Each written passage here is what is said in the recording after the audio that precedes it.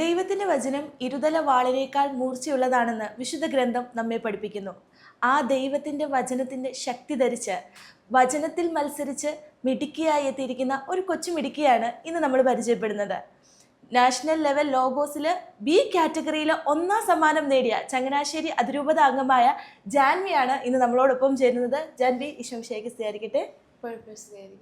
ജാൻവി, നമുക്ക് ആദ്യം ഒന്ന് പരിചയപ്പെടാം അല്ലേ? നമ്മുടെ പ്രേക്ഷകർക്ക് വേണ്ടി ഒന്ന് പരിചയപ്പെടുത്താമോ? എൻ്റെ പേര് ജാൻവി ആൻഡ് ജോസി.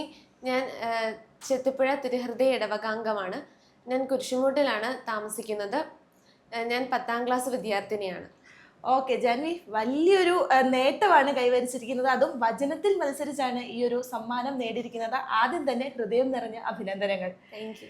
എങ്ങനെയായിരുന്നു ഈ ലോഗോസ് പഠിക്കാം, അല്ലെങ്കിൽ ലോഗോസ് നമുക്കറിയാം ഒരുപാട് ലെവൽസ് കടന്നിട്ടാണ് ഈ നാഷണൽ ലെവലിലേക്ക് എത്തുന്നത്. ചെറിയ മത്സരമല്ല, ഇന്ത്യയിൽ നിന്നുമുള്ള വിവിധ ഇടങ്ങളിൽ നിന്നുമുള്ള ആളുകൾ മത്സരിക്കുന്ന ഒരു മത്സരമാണ്. ലോഗോസിന്റെ ആദ്യത്തെ തുടക്കം എങ്ങനെയായിരുന്നു?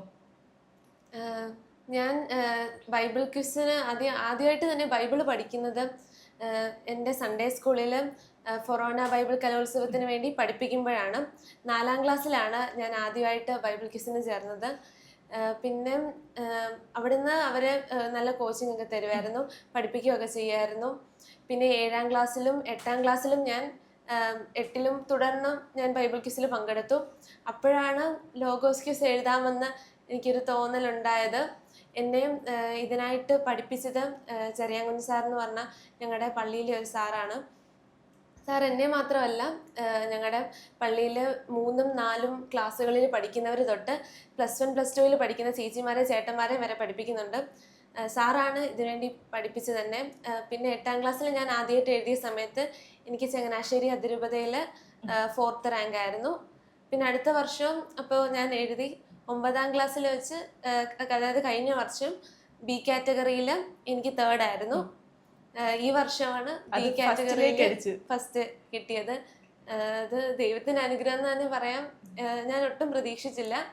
അപ്പൊ ഈ ലോഗോസ് എന്ന് പറയുന്നത് നമുക്കറിയാം ചെറിയൊരു മത്സരമല്ല, കാരണം ഇതിന് ഒരുപാട് ലെവലുകളുണ്ട്. ഏതൊക്കെ ലെവലാണ് നമ്മുടെ ഈ ലോഗോസ് മത്സരത്തിനുള്ള? ഏറ്റവും താഴെ തൊട്ട് ഇപ്പൊ നാഷണൽ ലെവൽ വരെ ഒന്ന് പറയാമോ? ആദ്യമേ നമ്മൾ ഇടവകയിൽ ലോഗോസ് ക്വിസ് മത്സരം നടത്തും. അതിന് ഓപ്ഷൻസ് ഉള്ള ചോദ്യങ്ങളാണ്. അതിൽ 1ും 2ഉം 3ഉം ഓരോ രൂപതയിൽ നിന്നും 1ും 2ഉം 3നെ തിരഞ്ഞെടുക്കും. Zero Malabar, zero Malankara, Latin എന്നിങ്ങനെ ഓരോ റീത്തുകളിൽ നിന്നും, ഇങ്ങനെ എല്ലാ രൂപതകളിൽ നിന്നും 1ും 2ഉം 3ഉം ലഭിക്കുന്നവരാണ് അടുത്ത ലെവലിലേക്ക് തിരഞ്ഞെടുക്കപ്പെടുന്നത്. അത് ലോഗോസിന്റെ സെമി ഫൈനലാണ്. അവർ ഈ കേരളത്തിൽ തന്നെ അല്ലെങ്കിൽ ഇന്ത്യയിൽ തന്നെ പല സെന്ററുകളിൽ അടുത്ത സെമി ഫൈനൽ എഴുതും. എനിക്ക് സെന്ററായിട്ട് ലഭിച്ചത് കൊല്ലമാണ്.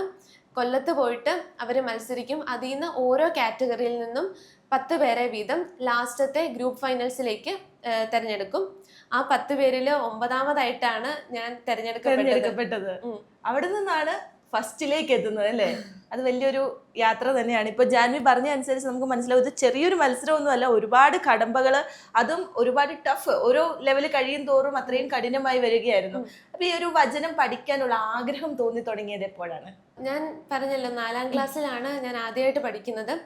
ബൈബിള് പഠിച്ച സമയത്ത് എനിക്ക് നല്ലൊരു എന്താ പറയുക, നല്ലൊരു കോൺഫിഡൻസ് എൻ്റെ കൂടുന്നതായിട്ട് തോന്നി. അതുപോലെ തന്നെ ബൈബിള് പഠിക്കുമ്പം സ്വാഭാവികമായും മറ്റു കാര്യങ്ങൾ സ്കൂളിലത്തെ ഇതിൻ്റെ സമയത്താണ് ബൈബിള് പഠിക്കുന്നത്. അപ്പോൾ സ്കൂളിലത്തെ മാർക്കൊക്കെ കുറേയെന്ന് ഞാൻ ആദ്യം വിചാരിച്ചു. പക്ഷേ എന്നെ അത്ഭുതപ്പെടുത്തിക്കൊണ്ട് എൻ്റെ മാർക്ക് കൂടുകയാണ് ചെയ്തത്. അപ്പം എനിക്ക് തോന്നി, ഞാൻ വചനം പഠിക്കുന്ന സമയത്ത് ഞാൻ വചനം പഠിക്കുമ്പം എന്നെ ഈശോ തിരിച്ച് ഹെൽപ്പ് ചെയ്യുന്നുണ്ട്. പിന്നെ ഞാൻ ഏത് മത്സരത്തിന് പോയാലും അതിനു മുമ്പ് പ്രാർത്ഥിച്ച്, അതുപോലെ പരിശുദ്ധ കുർബാന സ്വീകരിച്ച്, കുമ്പസാരിച്ച് പരിശുദ്ധ കുർബാന സ്വീകരിച്ചാണ് ഏത് മത്സരത്തിന് പോകുന്നത്. ആ ഒരു ശീലം എനിക്ക് സൺഡേ സ്കൂളിൽ നിന്ന് തന്നെയാണ് കിട്ടിയത്. ചുരുക്കത്തിൽ ഞാൻ എത്ര സമയം ബൈബിൾ പഠിക്കാൻ വേണ്ടി എടുത്താലും അതൊന്നും എൻ്റെ മറ്റു കാര്യങ്ങളെ അഫക്റ്റ് ചെയ്യുന്നതായിട്ട് എനിക്ക് തോന്നിയില്ല. അതിനെ കൂടുതൽ ഹെൽപ്പ് ചെയ്യുന്നതായിട്ടേ തോന്നിയിട്ടുള്ളൂ. അപ്പോൾ ജാൻവി പറഞ്ഞ അനുസരിച്ച് ഈ ലോഗോസിന്റെ ഒരുപാട് ലെവലുകളെ കുറിച്ച് നമ്മൾ കേട്ടു. എങ്ങനെയായിരുന്നു ഒരു പഠന രീതി? പഠിക്കാനായിട്ട് സമയം കണ്ടെത്തുന്നതും എത്രത്തോളം പഠിക്കാനുണ്ടായിരുന്നു ദൈവവചനം ഈ ഒരു മത്സരത്തിന് വേണ്ടി? ആദ്യമേ നമ്മൾ ലോഗോസ് ക്വിസിന് ഓരോ വർഷവും വ്യത്യസ്ത പോർഷനാണ് അവർ പറയുന്നത്. കൂടുതലും ബാക്കിയായിട്ട് ഓരോ പുസ്തകം നമ്മൾ എടുക്കുകയാണെങ്കിൽ അതിൻ്റെ കണ്ടിന്യൂഷൻ പോലെയാണ് പോകുന്നത്. ഈ വർഷത്തെ പോർഷൻ എന്ന് പറയുന്നത് ലൂക്ക 17 അധ്യായം തൊട്ട് 24 അധ്യായം വരെയും, എഫേസോസ് 1 അധ്യായം തൊട്ട് 6 അധ്യായം വരെയും, ന്യായാധിപന്മാർ 11 അധ്യായം തൊട്ട് 21 അധ്യായം വരെയും, പ്രഭാഷകൻ 41 അധ്യായം തൊട്ട് 50 അധ്യായം വരെയാണ്. ഫസ്റ്റ് ലെവലിന് ഇത്രയാണുള്ളത്.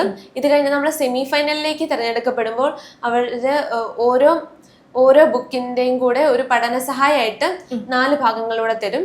ലൂക്കായെ കുറിച്ച്, ലൂക്കായുടെ ചരിത്രം, അത് എഴുതപ്പെട്ട കാലം, അങ്ങനെയൊക്കെ പറഞ്ഞ് അങ്ങനെ ഓരോ ഭാഗത്തിനും ഓരോ പഠന സഹായം തരും.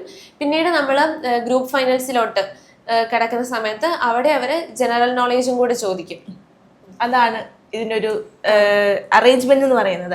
അപ്പൊ ഇതിന് സമയം കണ്ടെത്തിയത് കാരണം ഇപ്പൊ ജാൻവി പറഞ്ഞപ്പോ തന്നെ ഒരുപാട് കാര്യങ്ങൾ ഇതിൻ്റെ അത് പഠിക്കാനുണ്ട്. 1-2 അധ്യായങ്ങൾ പോലും ചിലപ്പോൾ നമ്മൾ ഒരു പ്രാവശ്യം വായിക്കും, പക്ഷെ ഇതൊക്കെ ഓർത്തിരിക്കുക എന്ന് പറയുന്നത് അത്ര എളുപ്പമുള്ള കാര്യമല്ല. അപ്പൊ ഇത്രയും അധ്യായങ്ങൾ, ഇത്രയും പുസ്തകങ്ങൾ പഠിക്കണം. എങ്ങനെയായിരുന്നു പഠിക്കാനായിട്ടുള്ള സമയം കണ്ടെത്തിയിരുന്നത്? കാരണം ജാൻവി 10ാം ക്ലാസ് വിദ്യാർത്ഥിയാണ്. അപ്പൊ ഇതിന്റെ ഇടയിൽ എങ്ങനെയാണ് ഈ ഒരു സമയം കണ്ടെത്തിയത്? ഞാൻ ആദ്യമേ പറഞ്ഞ പോലെ സാറ് പഠിപ്പിക്കുന്ന സമയത്ത് ആദ്യം സാറ് അത് വായിച്ച് പറഞ്ഞു തരും. അത് കഴിഞ്ഞിട്ട് അന്ന് തന്നെ വീട്ടിൽ പോയിട്ട് അത് വായിക്കുവാണെങ്കിൽ നമുക്ക് കുറച്ചുകൂടെ പെട്ടെന്ന് മനസ്സിലാവുമല്ലോ. അപ്പോൾ സാറ് മിക്കവാറും ഇത് പഠിപ്പിക്കുന്നത് അവധി സമയങ്ങളിലായിരിക്കും. അപ്പോൾ നമുക്ക് കൂടുതൽ എളുപ്പം അന്ന് തന്നെ വീട്ടിൽ പോയിട്ട് ഇത് അന്ന് തന്നെ പഠിച്ചു പോകും. പിന്നെ എല്ലാ ദിവസവും കുരിശുവര കഴിഞ്ഞിട്ട് ബൈബിള് വായിക്കുന്ന സമയത്ത് ഞാനും എൻ്റെ അനിയനും ബൈബിള് വായിക്കും. ഞങ്ങൾ 2 പേരും വായിക്കുന്നത് എനിക്ക് പഠിക്കാനുള്ള ഭാഗം തന്നെയായിരിക്കും. അപ്പോൾ അത് ഒന്നും കൂടെ കേൾക്കും. പിന്നെ ചില ദിവസങ്ങളിലൊക്കെ ഈ ബൈബിള് വായിച്ചു കഴിഞ്ഞിട്ട് ആ വായിച്ച ഭാഗം തന്നെ ഞാൻ ഒന്നും കൂടെ കുരിശുവര കഴിഞ്ഞിട്ട് ഒന്നുകൂടെ വായിച്ചു നോക്കും. അപ്പോൾ അത് ഒരേ സെയിം ഭാഗം തന്നെ 2-3 പ്രാവശ്യം മനസ്സിലാക്കും. പിന്നെ ഇതിനു വേണ്ടി പഠിക്കാനിരിക്കുന്ന സമയത്ത് മിക്കവാറും ഞാൻ ഇരിക്കാറ് രാത്രി സമയത്താണ്. ചിലപ്പം സ്കൂളിലെ വല്ല എഴുതാനുണ്ടെങ്കിൽ അത് എഴുതി കഴിഞ്ഞിട്ട് ഒരു 10 മണിക്കാണ് പഠിച്ചു തുടങ്ങുന്നത്. ഇപ്പം പിറ്റേ ദിവസത്തേക്കും അധികമൊന്നും ഇല്ലെങ്കിൽ ഒരു 12 മണി 1 മണി വരെയൊക്കെ ബൈബിള് പഠിക്കാൻ വേണ്ടി ഇരിക്കും. കൂടുതലും ശനിയും ഞായറും ഒക്കെ ആണെങ്കിൽ നമുക്ക് കുറച്ചും കൂടെ സമയം എടുത്തിട്ട് രാവിലെ പൊതുവെ താമസിച്ച് എഴുന്നേക്കുന്നത്, രാത്രിയിൽ പഠിക്കുന്നതാണ് എനിക്ക് ഇഷ്ടം. ഓക്കെ, ഇപ്പൊ ജാൻവിയോടുള്ള അടുത്ത ചോദ്യം, കാരണം നേരത്തെ പറഞ്ഞു ഞാൻ ഈ വർഷം 10ാം ക്ലാസ് ആണെന്ന് പറഞ്ഞു, വീട്ടിൽ നിന്നുള്ള ഒരു സപ്പോർട്ട്, അതായത് ഈ ലോഗോസ് മാത്രമല്ല, ഇപ്പൊ KCSL മത്സരങ്ങൾ ഏത് ക്വിസ് കോമ്പറ്റീഷൻ ഉണ്ടെങ്കിലും ജാൻവി വിടില്ല. അതിനെയൊക്കെ അത്രയും ആഗ്രഹത്തോടെ പഠിച്ച് മത്സരിക്കുന്ന ഒരാളാണ് ജാൻവി. വീട്ടിൽ നിന്നുള്ള ഒരു സപ്പോർട്ട് എങ്ങനെയാണ്? പേരൻസ്, കാരണം 10ാം ക്ലാസ് ഒക്കെ ആകുമ്പോൾ എല്ലാ പേരൻസിനും ഒരു ടെൻഷൻ കൂടുതലാണ്. കാരണം 10ാം ക്ലാസ് ആണ്, സ്കൂളിൽ ഇത്രയും പഠിക്കാനുണ്ട്, ഫുൾ A+, ഇങ്ങനത്തെ ടെൻഷൻസ് ഒക്കെ ഉണ്ട്. അപ്പൊ വീട്ടിൽ നിന്നുള്ള ഒരു സപ്പോർട്ട്, ഈ വചനം പഠിക്കണം എന്നുള്ള ആഗ്രഹത്തിൽ എങ്ങനെയാണ്? ഞാൻ സാധാരണ അങ്ങനെ മത്സരങ്ങൾക്കൊന്നും ചെറുപ്പത്തില് പോകാറില്ലായിരുന്നു. അപ്പൊ എന്നെ എല്ലാത്തിനും കൊണ്ട് ചേർക്കുന്ന എൻ്റെ അമ്മയായിരുന്നു. എനിക്ക് അറിയാവുന്ന അറിയത്തില്ലാത്ത എല്ലാത്തിലും കൊണ്ട് ചേർക്കുമായിരുന്നു. അപ്പം അങ്ങനെ പോയപ്പം 4ാം ക്ലാസ്സിൽ വെച്ച് ഈ ബൈബിൾ ക്വിസിന് തന്നെ ചേർന്ന സമയത്തും അമ്മയാണ് ആദ്യം നല്ല സപ്പോർട്ട് തന്നത്. പിന്നെ എവിടെ പോയാലും കൊണ്ടുവിടും. പിന്നെ അച്ഛന് ഞാൻ എന്നാ ചെയ്താലും ഇഷ്ടം തന്നെയാണ്. അച്ഛനും പൂർണ്ണ സപ്പോർട്ട് തന്നെയാണ്. അമ്മയും അച്ഛനെയും പോലെ തന്നെ പിന്നെ എൻ്റെ വീട്ടിലാണ് എൻ്റെ അപ്പച്ചനും അമ്മച്ചിയും. ഞാൻ മമ്മ പപ്പ എന്നാ വിളിക്കുന്ന അവരും നല്ല സപ്പോർട്ട് തന്നെയാണ്. ഞാൻ ചിലപ്പം ബൈബിള് വായിക്കുന്ന സമയത്ത് മമ്മയുടെ അടുത്ത് വന്നിരിക്കും. എന്നിട്ട് മമ്മ ചിലപ്പം കട്ടിലേക്ക് കിടക്കുമായിരിക്കും. അപ്പോൾ ഞാൻ വായിക്കുമ്പോൾ അത് കേട്ടോണ്ടിരിക്കും. ചിലപ്പം രാത്രിയിലൊക്കെ ആണെങ്കിൽ അമ്മയ്ക്ക് ചിലപ്പോൾ രാവിലെ എഴുന്നേക്കേണ്ടതുകൊണ്ട് അമ്മയും ഒക്കെ കിടന്നിരിക്കും. പക്ഷെ അപ്പം മമ്മ അവിടെ വെയിറ്റ് ചെയ്യും, എൻ്റെ കൂടെ കുറേ നേരമൊക്കെ ഇരിക്കും. അതുപോലെ എൻ്റെ സഹോദരങ്ങളും, എനിക്കൊരു ചേട്ടനുണ്ട്, ഒരു അനിയനും ഉണ്ട്. ഇവർ 2 പേരും നല്ല സപ്പോർട്ട് തന്നെയാണ്. ഇപ്പൊ വീട്ടിൽ നിന്ന് അതുപോലെ സപ്പോർട്ട് ജാൻവിക്ക് കിട്ടുന്നുണ്ട്, ഈ വചനം പഠിക്കാനും വചനത്തിൽ വളരാനും ഒക്കെ അല്ലെ? ജാൻവി, അടുത്തൊരു ചോദ്യം, ഈ വചനം പഠിക്കുന്നത് സ്കൂൾ ലൈഫിലെ അല്ലെങ്കിൽ സ്കൂളിലെ പഠിത്തത്തെ എങ്ങനെയും ബാധിച്ചിട്ടുണ്ടോ? അല്ലെങ്കിൽ അത് പുറകോട്ട് പോകാനായിട്ട് ഈ വചനം പഠിക്കുന്നത് കാരണമായിട്ടുണ്ടോ? കാരണം പല കുട്ടികളും ഇന്ന് പറയുന്നത് നമുക്ക് കേൾക്കാം, അയ്യോ എനിക്ക് സ്കൂളിൽ ഒരുപാട് പഠിക്കാനുണ്ട്, അതുകൊണ്ട് ഈ പള്ളിയുടെ കാര്യങ്ങൾ അല്ലെങ്കിൽ ഇങ്ങനത്തെ കാര്യങ്ങൾക്കൊന്നും സമയമില്ല എന്ന് പറയാറുണ്ട്. ജാൻവിക്ക് എന്താണ് അതിൽ പറയാനുള്ളത്? എൻ്റെ ഒരു എക്സ്പീരിയൻസ് പറയുകയാണെങ്കിൽ ഞാൻ ബൈബിൾ എത്രത്തോളം പഠിക്കുന്നോ അത്രയും തന്നെ എനിക്ക് സ്കൂളിലും പെർഫോമൻസ് നല്ല രീതിയിൽ തന്നെ കാഴ്ചവെക്കാൻ സാധിക്കുന്നുണ്ട്. ഇപ്പം പോകുന്ന സമയത്ത് ബൈബിൾ ക്വിസിന് വേണ്ടി പഠിക്കുന്ന സമയത്ത് ചിലപ്പം ഈ ബൈബിൾ ക്വിസിന് ചിലപ്പം പിറ്റേ ദിവസമൊക്കെ സ്കൂളിലത്തെ പരീക്ഷയായിരിക്കും. ആ സമയത്ത് ഞാൻ അധികമൊന്നും പഠിച്ചിട്ടുണ്ടാവില്ല. മിക്കവാറും ഞാൻ അത്രയും പഠിക്കാതെ തന്നെ ആയിരിക്കും സ്കൂളിലെ പരീക്ഷ എഴുതുന്നത്. പക്ഷെ പരീക്ഷാ ഹാളിൽ കയറി കഴിയുമ്പം എനിക്ക് തന്നെ അറിയില്ല എന്താ എന്നെ ഇങ്ങനെ എഴുതിപ്പിക്കാൻ പ്രേരിപ്പിക്കുന്ന പോലെ തോന്നും. പിന്നെ പരീക്ഷയുടെ സമയത്താണെങ്കിലും ഞാൻ ആദ്യം പരീക്ഷ പേപ്പർ കിട്ടുന്ന സമയത്ത് ക്വസ്റ്റ്യൻ വായിച്ചു നോക്കുന്നതിന് മുമ്പ് പരിശുദ്ധാത്മാവിന്റെ ജപം ചൊല്ലും. അത് ചൊല്ലിക്കഴിയുമ്പോൾ തന്നെ നമുക്കൊരു ശക്തി കിട്ടുന്ന പോലെ തോന്നും. അത് കഴിയുമ്പം പരീക്ഷ എഴുതുമ്പം എല്ലാം ഇങ്ങനെ വന്നു പോയിക്കോളും. പിന്നെ പരീക്ഷയെക്കുറിച്ച് ഞാൻ അത്രയും ചിന്തിക്കാറില്ല. സ്കൂളിലെ ഫസ്റ്റ് ടൈമിനും സെക്കൻഡ് ടൈമും അത്ര ഇമ്പോർട്ടൻസ് കൊടുത്ത് പഠിക്കും. ബാക്കിയുള്ള പരീക്ഷകളെ അത്രയും ബോധർ ചെയ്യാറില്ല. കൂടുതൽ ബൈബിൾ ക്വിസ് ആയിരുന്നു മനസ്സ് മുഴുവൻ. എൻ്റെ അമ്മ അച്ഛനാണെങ്കിൽ പോലും അവരും പറയും, ഇപ്പം എൻ്റെ അമ്മയൊക്കെ പറയും, മിഡ് ടേം ഇടയ്ക്ക് ടേമിൻ്റെ ഇടയ്ക്ക് മിഡ് ടേം വരുന്ന സമയത്ത് ബൈബിൾ ക്വിസ് ഉണ്ടെങ്കിൽ അത് എഴുതണ്ട, നീ ബൈബിൾ പഠിച്ചാൽ മതി, ആ ബൈബിൾ ക്വിസിന് വേണ്ടി തന്നെ പോട്ടെ, ഫസ്റ്റ് ടൈം ആകുമ്പോൾ എല്ലാം പഠിച്ചോളാം, കുഴപ്പമില്ലെന്ന് തന്നെ പറയും. അത്രയ്ക്ക് സപ്പോർട്ടാണ് വീട്ടിൽ നിന്ന് ലഭിച്ചുകൊണ്ടിരുന്നത്. സ്കൂളിൽ നിന്നുള്ള സപ്പോർട്ട് എങ്ങനെയായിരുന്നു? സ്കൂളിൽ ഇപ്പം നമുക്കറിയാം 10ാം ക്ലാസ് ആകുമ്പോൾ അതിന്റെ ഒരു ഇമ്പോർട്ടൻസ് അവര് കൊടുക്കും, കാരണം സ്കൂളിന്റെ പഠനം അത് ഒരു ഇമ്പോർട്ടന്റ് കാര്യമാണ്. അപ്പൊ ഈ ബൈബിൾ ക്വിസിന് ഇപ്പൊ എനിക്കറിയാം നാഷണൽ ലെവലിലേക്കൊക്കെ മത്സരിക്കുമ്പോൾ ചിലപ്പോൾ ചെറിയ ലീവുകളൊക്കെ എടുക്കേണ്ടി വരും, അറ്റൻഡൻസിനെയൊക്കെ ബാധിക്കും. എങ്ങനെയായിരുന്നു സ്കൂളിൽ നിന്നുള്ള സപ്പോർട്ട്? ഏത് സ്കൂളിലാണ് പഠിക്കുന്നത്? അതും കൂടി ഒന്ന് പറയാം. ഞാൻ സെന്റ് ആൻസ് ഗേൾസ് ഹൈസ്കൂൾ ചങ്ങനാശ്ശേരിയിലാണ് പഠിക്കുന്നത്. ഞാൻ അവിടെ 3ാം ക്ലാസ് തൊട്ട് പഠിക്കുന്നുണ്ട്. അപ്പോൾ അവിടുത്തെ ഞാൻ ഇതുപോലെ ബൈബിൾ ക്വിസിന് പോകുന്ന സമയത്തും എനിക്ക് ഒരുപാട് ക്ലാസ് നഷ്ടപ്പെടാറുണ്ട്. അപ്പോൾ എൻ്റെ HM എൻ്റെ ഒരുപാട് ടീച്ചേഴ്സ് ഉണ്ട്. എൻ്റെ ടീച്ചേഴ്സ് എല്ലാവരും എന്നെ നല്ലപോലെ ഹെൽപ്പ് ചെയ്യാറുണ്ട്. പോയ ക്ലാസ്സുകളൊക്കെ നമുക്ക് പിന്നീട് പറഞ്ഞു തരും. ഞാൻ ചോദിച്ചില്ലെങ്കിൽ പോലും എൻ്റെ അടുത്ത് വന്ന് എനിക്ക് പറഞ്ഞു തരും ടീച്ചേഴ്സിന് എല്ലാവർക്കും ഭയങ്കര സന്തോഷമാണ്. ബൈബിൾ ക്വിസിനൊക്കെ പോകുമ്പം എപ്പോഴും പറയും, പ്രാർത്ഥിക്കുകയൊക്കെ ചെയ്യാം, ക്ലാസ് പോയതിനെ കുറിച്ച് ഓർത്ത് വിഷമിക്കുകയുണ്ട, പറഞ്ഞു തരാന്നൊക്കെ പറയും. അത്രയും സപ്പോർട്ട് ചെയ്യുന്ന ഒരു സ്കൂളാണ് ജാൻവിയുടേത്. ജാൻവി, അടുത്തൊരു ചോദ്യം. ഈ നാഷണൽ ലെവൽ B കാറ്റഗറിയിൽ ഫസ്റ്റ് കിട്ടി എന്നറിഞ്ഞൊരു മൊമെന്റ് ഉണ്ടായിരുന്നല്ലോ, അപ്പൊ എന്തായിരുന്നു ഫീലിങ്സ്? എന്താണ് തോന്നിയത്? ശരിക്കും ഞാൻ കഴിഞ്ഞ വർഷം എനിക്ക് 3rd കിട്ടിയപ്പോൾ ഒരുപാട് സന്തോഷമായിരുന്നു. അപ്പോൾ ഈ വർഷവും 3rd കിട്ടണമെന്ന് ഞാൻ ചെറുതായിട്ട് ആഗ്രഹിച്ചായിരുന്നു. ആഗ്രഹിച്ച ആൾക്ക് കിട്ടിയത് വലുതാണ്. 3rd കിട്ടണം. അപ്പം ആദ്യം ഇത് അനൗൺസ് ചെയ്തത് ആദ്യം 3rd പറഞ്ഞു, പിന്നെ 2nd, അങ്ങനെയായിരുന്നു. അപ്പൊ ഹോപ്പ് പോയി. 3rd പോയി, 2nd പോയപ്പം ഈ 3rd ബാക്കി എല്ലാവരും 4th എന്നാ. അപ്പൊ 3rd വിളിച്ചു, 2nd വിളിച്ചു കഴിഞ്ഞപ്പോഴേ ഞാൻ ഓർത്തു, എന്നാലും പോട്ടെ സാറില്ല, 4th ഇവിടം വരെ എത്തിയല്ലോ, നല്ല കാര്യം എന്ന് വിചാരിച്ചിരിക്കും. അപ്പോഴേക്കും ഫസ്റ്റ് ചങ്ങനാശ്ശേരി എന്ന് പറഞ്ഞപ്പോൾ എനിക്ക് കരയാൻ തോന്നി. എൻ്റെ കണ്ണ് നിറഞ്ഞു പോയി. ഞാൻ സ്റ്റേജിൽ പോയി അവിടെ നിന്നത് എന്തോ പോലെയൊക്കെ ആയിരുന്നു. തിരിച്ച് ഞാൻ വന്നത് ഉടനെ അമ്മയുടെ മടി കയറിയത് കരയുമായിരുന്നു.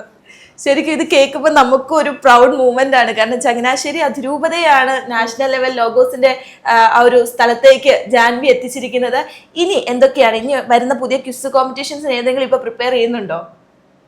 ഇനിയും എനിക്ക് സ്കൂളിലെ കുറെ ക്ലാസ് മിക്സ് ചെയ്തിട്ടുണ്ട്. അപ്പോൾ സ്കൂളിലത്തെ കുറച്ച് നാളത്തേക്ക് അതൊന്ന് നോക്കണം. പിന്നെ ഞാൻ KCSL കുരിയാശ്ശേരി ക്വിസ് വരുന്നുണ്ട്. അത് ജനുവരിയിലാണ്, സമയമുണ്ട്. അപ്പൊ അതിനു വേണ്ടി അപ്പോ സ്കൂളിലെ പരീക്ഷയാണ് മാർച്ചില്, SSLC ആണ്, അതൊക്കെ ജാൻവി മാറ്റി വെക്കുന്നുണ്ട്. അതിനോടൊപ്പം തന്നെ ഇതാ ഈ ക്വിസ് കോമ്പറ്റീഷനെ ഇങ്ങനെ കൊണ്ടുപോകുന്നുണ്ട്. സ്കൂളിനെ കുറിച്ചുള്ള ടെൻഷൻ ഒന്നും ഇല്ല, കാരണം ഈ ഷോ നടത്തുമെന്ന ഉറപ്പ് ജാൻവിക്കുണ്ട്. ജാൻവി അടുത്ത വർഷത്തെ ലോഗോസിന് വേണ്ടി ഒരുങ്ങുന്നുണ്ടോ? അടുത്ത വർഷത്തെ ലോഗോസിൽ മത്സരിക്കുന്നുണ്ടോ? തീർച്ചയായും മത്സരിക്കും. അടുത്ത വർഷത്തെ ലോഗോസിനും എനിക്ക് ഉടനെ തന്നെ പഠിച്ചു തുടങ്ങണമെന്നുണ്ട്. എത്രത്തോളം പറ്റുമെന്ന് അറിയില്ല, എന്നാലും ഞാൻ എൻ്റെ മാക്സിമം എഫേർട്ട് എടുക്കും. അപ്പൊ അടുത്ത വർഷവും ചങ്ങനാശ്ശേരി അതിരൂപതയുടെ പേര് നാഷണൽ ലെവലിൽ കേൾക്കാൻ സാധിക്കുമെന്ന പ്രതീക്ഷയാണ് ഞങ്ങൾക്ക് എല്ലാവർക്കും. അപ്പൊ ജാൻവി, ഒരു ചോദ്യം കൂടെ. ഇപ്പൊ ഇത്രയും അച്ചടക്കത്തോട് പഠിച്ച് മുന്നോട്ട് പോകുന്ന ഒരാളാണ്, അത് ദൈവവചനത്തിലാണെങ്കിലും സ്കൂളിലാണെങ്കിലും രണ്ട് കാര്യത്തെയും ജാൻവി ഒരുപോലെ കൊണ്ടുപോകുന്ന ആളാണ്. എന്താണ് അംബീഷൻ? എൻ്റെ അംബീഷൻ ഒരു ടീച്ചർ ആകാനാണ്. കാരണം ഞാൻ വിചാരിക്കുന്നത് ഈ ലോകത്തിലെ ഏറ്റവും നല്ലൊരു കാര്യം എന്ന് പറയുന്നത് വിദ്യ പറഞ്ഞു കൊടുക്കലാണ്. എനിക്ക് ടീച്ചറാകാൻ തന്നെയാണ് ആഗ്രഹം. അതിൽ എനിക്ക് പ്രചോദനം എവിടുന്നാന്ന് ചോദിച്ചാൽ എൻ്റെ അച്ഛനും അമ്മയും എൻ്റെ ആൻറ്റിയും ടീച്ചേഴ്സാണ്. അപ്പൊ അവരാണ് പ്രചോദനം. അപ്പോൾ ഒരുപാട് വചനം പഠിച്ച ആളാണ്. എനിക്കറിയാം ഒരുപാട് വചനങ്ങൾ ഇഷ്ടമായിരിക്കും, ഒരുപാട് വചന ഭാഗങ്ങൾ ഇങ്ങനെ മനസ്സിലൂടെ പോകുന്ന ഒരാളാണ്. എങ്കിലും ഏറ്റവും ഇഷ്ടമുള്ള വചനം അല്ലെങ്കിൽ ജീവിതത്തിൽ ഏറ്റവും സ്വാധീനിച്ച ഒരു വചനം ഏതാണെന്ന് ചോദിച്ചാൽ ഏതാണെന്ന് പറയും? എനിക്ക് ഇഷ്ടമുള്ളത്, ഇപ്പൊ നമ്മൾ ഓരോ വർഷവും നമ്മൾ ലോഗോസിന് വേണ്ടി പല ഭാഗങ്ങൾ പഠിക്കും. അപ്പം എല്ലാ വർഷവും ഞാൻ ഒരു വചനം ഇങ്ങനെ ഓർത്തു വെക്കും. ഈ വർഷം ലൂക്കയുടെ സുവിശേഷത്തിലെ 18-ാം അധ്യായം 27-ാം വാക്യമുണ്ട്. അവൻ പറഞ്ഞു, മനുഷ്യർക്ക് അസാധ്യമായത് ദൈവത്തിന് സാധ്യമാണ്. അത് എനിക്ക് ഇഷ്ടപ്പെടാൻ കാരണം, ഞാൻ ഓരോ ലെവല് ലോഗോസിന്റെ കടക്കുമ്പോഴും ഞാൻ ഒട്ടും പ്രതീക്ഷിച്ചിരുന്നില്ല. പ്രത്യേകിച്ചും ആ സെമി ഫൈനൽ മത്സരത്തിന്റെ തൊട്ട് തലേ ദിവസമായിരുന്നു എനിക്ക് ബൈബിൾ ക്വിസിന്റെ സ്റ്റേറ്റ് മത്സരം. അപ്പോൾ അത് കഴിഞ്ഞിട്ട് പിറ്റേ ദിവസം തന്നെ ലോഗോസിന്റെ സ്റ്റേറ്റ് എഴുതുമ്പോൾ ഒരു ടെൻഷൻ ഉണ്ടായിരുന്നു. പക്ഷെ എന്നാലും ഞാൻ എൻ്റെ മാക്സിമം എഫേർട്ട് ഇടണമെന്ന് തീരുമാനിച്ചു. അത് അന്ന് തന്നെ കുറച്ചുകൂടെ അത്ര എനിക്ക് പഠിക്കാൻ സാധിച്ചില്ലെങ്കിൽ പോലും പ്രാർത്ഥിച്ച് ഞാൻ കയറി. കുറെ ചില ക്വസ്റ്റ്യൻസ് ഒക്കെ ഞാൻ അത്രയ്ക്ക് പഠിച്ചിട്ടില്ലായിരുന്നു. പക്ഷെ അപ്പോഴെല്ലാം ഞാനത് ആ ക്വസ്റ്റ്യൻ കാണുന്ന സമയത്തും ജസ്റ്റ് ഇങ്ങനെ നോക്കിയിട്ട് അറിയത്തില്ലെന്നുണ്ടെങ്കിൽ ഞാൻ ആദ്യം ഈശോയെ ഈശോയെ ഈശോയെ എന്ന് 3 പ്രാവശ്യം വിളിച്ചിട്ട് അതിലൊന്ന് എൻ്റെ മനസ്സിലപ്പം ഒരു ആൻസർ വരും. ചിലപ്പോൾ അത് തെറ്റിയെന്നിരിക്കും, എന്നാൽ ഞാൻ അത് എഴുതിയിട്ട് 3 പ്രാവശ്യം കുരിശ് വരയ്ക്കും. അങ്ങനെ എൻ്റെ 2-3 ആൻസർ ശരിയായിരുന്നു. അതുപോലെ തന്നെ ലാസ്റ്റ് ഫൈനൽ മത്സരത്തിൽ ഗ്രൂപ്പ് ഫൈനൽസിൽ എഴുതുന്ന സമയത്ത് അതിനകത്ത് ഞാൻ കയറുന്നതിന് കാരണം, ഇത്രയും ഭാഗങ്ങളുള്ള സമയത്ത് തൊട്ട് കയറുന്നതിന് മുൻപ് ജസ്റ്റ് ഒന്ന് ഓടിച്ചു വിടുന്ന സമയത്ത് ഞാൻ നോക്കിയ ഒരു ക്വസ്റ്റ്യൻ അവിടെ ചോദിക്കുകയും ചെയ്തായിരുന്നു. അപ്പൊ അത്ര എനിക്കൊരു അത്ഭുതമായിട്ട് തോന്നിയിട്ടുണ്ട്. അപ്പോൾ ജാൻവി സംസാരിക്കുന്നതിനിടയിൽ ഞാൻ നോട്ട് ചെയ്തൊരു കാര്യമുണ്ട്. ജാൻവി പറഞ്ഞു ഓരോ ക്വിസ് കോമ്പറ്റീഷന് പോകുന്നതിന് മുമ്പും ജാൻവി കുമ്പസാരിച്ച് കുർബാന കൈക്കൊണ്ടിട്ടാണ് പോകുന്നത്. അതുപോലെ ഇപ്പൊ പറഞ്ഞു ഒരു ചോദ്യം ടഫായിട്ട് തോന്നുമ്പോൾ ഈശോയെ ഈശോയെ ഈശോയെ എന്ന് 3 പ്രാവശ്യം വിളിക്കും, 3 പ്രാവശ്യം കുരിശ് വരയ്ക്കും. ഈ കാര്യങ്ങളൊക്കെ ആരെങ്കിലും പഠിപ്പിച്ചു തന്നാണോ ഇങ്ങനെയൊക്കെ ചെയ്യണം, അതോ ജാൻവി തന്നെ പരിശീലിച്ച കാര്യമാണോ? കുറെയൊക്കെ ഞങ്ങൾക്ക് ബൈബിൾ ക്വിസിനും സൺഡേ സ്കൂളിൽ നിന്ന് പഠിപ്പിക്കുക മാത്രമല്ല, അവർ നമ്മളെ ഒരുക്കുകയും ചെയ്യും. അത് തന്നെ പ്രാർത്ഥിക്കാൻ വേണ്ടി പഠിപ്പിക്കും. ഓരോ ദിവസവും ക്ലാസ് തുടങ്ങുന്നത് പ്രാർത്ഥനയിലൂടെ ആയിരിക്കും. ഞങ്ങൾ സമയമുണ്ടെങ്കിൽ ഞങ്ങളൊരു കരണക്കൊന്തയൊക്കെ ചൊല്ലിയിട്ട് തന്നെയാണ് തുടങ്ങുന്നത്. അന്ന് 4-ാം ക്ലാസ്സിലാണ് പഠിക്കുന്നതെങ്കിൽ പോലും എന്നെ അത് ഭയങ്കരമായിട്ട് സ്വാധീനിച്ചതായിട്ട് എനിക്ക് തോന്നിയിട്ടുണ്ട്. ഈ കുമ്പസാരിച്ച് പരിശുദ്ധ കുർബാന സ്വീകരിച്ചു പോകുന്നത് അത് സൺഡേ സ്കൂളിൽ നിന്ന് തന്നെ ലഭിച്ച ഒരു ശീലമാണ്. ഞാനത് എവിടെ പോയാലും, ഇപ്പൊ സ്കൂളിലെ എക്സാമിന് പോലും, ചെറിയൊരു പരീക്ഷയാണെങ്കിൽ പോലും ഞാൻ അങ്ങനെ ചെയ്താണ് എക്സാം അറ്റൻഡ് ചെയ്യുന്നത്. പിന്നെ ഈ കുരിശ് വരയ്ക്കുന്നത് അത് എനിക്കങ്ങനെ എൻ്റെ ഒരു തോന്നലായിട്ട് ഞാൻ അങ്ങനെ ചെയ്യാറാണ് പതിവ്. പിന്നെ പരീക്ഷയ്ക്ക് കയറുന്നതിന് മുൻപ് നസ്രായന ഈശോയുടെ നാമത്തിലാണ് ഞാൻ പരീക്ഷ എഴുതാൻ പോകുന്നത്. അത് എന്നെ സൺഡേ സ്കൂളിലെ ടീച്ചേഴ്സ് പറഞ്ഞു തന്നാണ് അങ്ങനെ പറഞ്ഞുകൊണ്ട് കയറണമെന്ന്. അപ്പോൾ സൺഡേ സ്കൂള് ജാൻവിയുടെ വിശ്വാസ രൂപീകരണത്തിന് വലിയൊരു പങ്ക് വഹിച്ചിട്ടുണ്ട് അല്ലേ? ജാൻവി ഒരു മിടുക്കി കുട്ടിയാക്കാൻ അവളുടെ സൺഡേ സ്കൂള് അവളെ സഹായിച്ചിട്ടുണ്ട്. ജാൻവി ഒത്തിരി പ്രാർത്ഥിക്കുന്ന, ഒത്തിരി പഠിക്കുന്ന, ദൈവവചനം പഠിക്കുന്ന ഒരു വ്യക്തിയാണ്. ദിവസവും പള്ളിയിൽ പോകാൻ സാധിക്കാറുണ്ടോ? എനിക്ക് എല്ലാ ദിവസവും സാധിക്കാറില്ല. പക്ഷെ ഞങ്ങള് സാധാരണ പള്ളിയിൽ പോകാറ് മിക്കവാറും എനിക്ക് വൈകുന്നേരം സ്പെഷ്യൽ ക്ലാസ് ഇല്ലാത്ത ദിവസം അമ്മയുടെ കൂടെ തിരിച്ചു വരുവാണെങ്കിൽ പാറേപ്പള്ളിയിൽ പരിശുദ്ധ കുർബാനയ്ക്ക് പോകും. എൻ്റെ എല്ലാ പരീക്ഷകൾക്കും മുമ്പും ഞാൻ നിർബന്ധമായും പള്ളിയിൽ പോകാറുണ്ട്. ബൈബിള് ഒരുപാട് പഠിച്ച ആളാണ് നമ്മുടെ ജാൻവി. വർഷങ്ങളായിട്ട് ലോഗോസ് എഴുതുന്ന ഒരാളാണ്. അപ്പൊ എനിക്കൊന്ന് ബൈബിളിലെ എല്ലാ പുസ്തകങ്ങളിലൂടെയും തന്നെ കടന്നു പോയിട്ടുണ്ടാവും. അപ്പൊ ബൈബിള് വായിക്കുമ്പോൾ ഏറ്റവും ഇഷ്ടം തോന്നിയിട്ടുള്ള ഭാഗം ഏത്? ഇപ്പൊ നമുക്കറിയാം ബൈബിളിന് പല ഭാഗങ്ങളുണ്ട്. പുതിയ നിയമമുണ്ട്, പഴയ നിയമമുണ്ട്, ലേഖനങ്ങളുണ്ട്, രാജാക്കന്മാരുടെ പുസ്തകങ്ങളുണ്ട്. അപ്പം ജാൻവിക്ക് ഏറ്റവും ഇഷ്ടമുള്ള ഒരു ഭാഗം, വായിക്കാനും ധ്യാനിക്കാനും ഒക്കെ ഇഷ്ടമുള്ള ഒരു ഭാഗം ഏതാണ്? ഞാൻ മിക്കവാറും എടുത്ത് വായിക്കാറ്. ഓരോ വർഷവും നമുക്കൊരു ഭാഗം തരുമല്ലോ, അതിനകത്ത് എനിക്ക് ഇഷ്ടം തോന്നുന്ന ഒരു ഭാഗം ഇപ്പം ഈ വർഷത്തിൽ വെച്ച് പറയുകയാണെങ്കിൽ എനിക്ക് 18-ാം അധ്യായത്തിൽ ഈശോ, ലൂക്കയുടെ സുവിശേഷം 18-ാം അധ്യായത്തിൽ ഈശോ 2 ഉപമകൾ പറയുന്നുണ്ട്. ആദ്യത്തെ ന്യായാധിപന്റെയും വിധവയുടെ ഉപമ. അതിലൂടെ നമ്മൾ ഭഗ്നാശരാകാതെ എപ്പോഴും പ്രാർത്ഥിക്കണമെന്ന് പറഞ്ഞു തരുന്നുണ്ട്. അതെനിക്ക് നല്ലപോലെ ഇഷ്ടപ്പെട്ട ഒരിതാണ്. കാരണം നമ്മളും എപ്പോഴും എന്നെ പ്രാർത്ഥിക്കാനും പ്രേരിപ്പിക്കുന്ന ഒരു ഭാഗമായിട്ട് എനിക്ക് തോന്നിയിട്ടുണ്ട്. ഇത് എനിക്ക് വളരെയധികം ഇഷ്ടമാണ്. അതുപോലെ ഇത് കഴിഞ്ഞ ഉടനെ വരുന്ന ഫരിസേന്റെയും ചുങ്കക്കാരൻ്റെയും ഉപമ.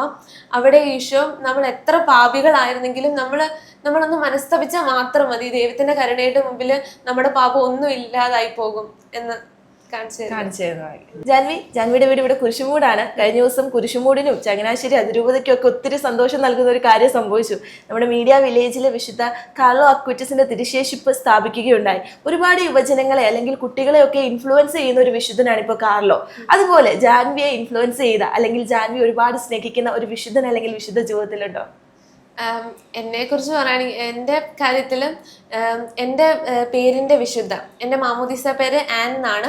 എൻ്റെ പേരിൻ്റെ വിശുദ്ധ അന്നാമ്മയാണ്, അതായത് മറിയത്തിൻ്റെ അമ്മയാണ്. അതുപോലെ തന്നെ എൻ്റെ സ്കൂളിൻ്റെ സെയിൻറ്റും സെയിൻറ്റ് ആനാണ്.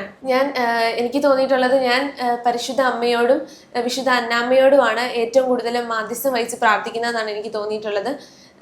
ഞാൻ സ്കൂളിലായിരിക്കുന്ന സമയത്തും അതുപോലെ സ്കൂൾ ഡേ, അതായത് സെയിൻറ്റ് ആന്നയുടെ ഡേ വരുന്ന സമയത്ത് എൻ്റെ ഫീസ്റ്റ് ആണല്ലോ, അന്ന് ഞാൻ ഒരുപാട് അന്നാമ്മയുടെ അടുത്ത് പോയി നേർച്ചയായിട്ട് പ്രാർത്ഥിക്കുക ചെയ്യും. അതുപോലെ തന്നെ ഞാൻ മിക്കവാറും അന്നാമ്മയെ വിളിച്ച് പ്രാർത്ഥിക്കാറുണ്ട്. അതുപോലെ പരിശുദ്ധ അമ്മയോട് എനിക്ക് കൂടുതലും ചൊല്ലാൻ ഇഷ്ടമുള്ള പ്രാർത്ഥന എന്ന് ചോദിച്ചാൽ നന്മ നിറഞ്ഞ മറിയമയാണ്. എപ്പോഴും ബൈബിള് പഠിക്കുന്നതിന് മുൻപും ഞാൻ ഒരു രഹസ്യം ചൊല്ലിയിട്ട് പഠിക്കാൻ ശ്രമിക്കും. അതുപോലെ ഒരു സമയത്ത് എനിക്കിങ്ങനെ ഞാൻ മിഷൻ ലീഗിൻ്റെ ബുക്ക് വായിച്ച സമയത്ത് പ്രേക്ഷിത വഴിയിലെ വിജയഗാഥ എന്ന് പറഞ്ഞ ബുക്ക്, അത് ഞാൻ സൺഡേ സ്കൂളിലെ മിഷൻ ക്വിസിന് വേണ്ടി പഠിച്ചതാണ്. ആ ബുക്കിനകത്ത് കുഞ്ഞേട്ടൻ ദിവസവും 3 ജപമാല ചൊല്ലുമെന്ന് കേട്ടായിരുന്നു. അപ്പോൾ ഞാൻ ഓർത്തും അതും നമ്മുടെ കുരിശുവരയ്ക്ക് പുറമേ ആയിട്ട്. അപ്പോൾ ഒരു ദിവസം 3 ജപമാല ചൊല്ലാമെങ്കിൽ എനിക്ക് ഒരു ജപമാലയിലും ചൊല്ലാൻ പറ്റുവാണെങ്കിൽ നല്ലതല്ലേ.